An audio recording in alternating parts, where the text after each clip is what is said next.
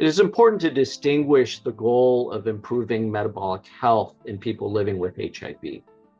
The question is it important to reduce visceral adiposity, to lose weight, or is it a combination of both?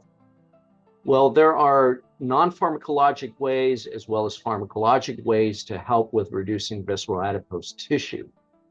The non-pharmacologic ways include standard diet and exercise. The pharmacologic way is using tesamorelin, which is human growth hormone releasing factor, which is actually the only FDA-approved treatment for reducing visceral adipose tissue. GLP-1s, while it does help to reduce visceral adipose tissue, is not actually officially indicated for that purpose. It is mainly indicated for diabetes treatment as well as obesity treatment.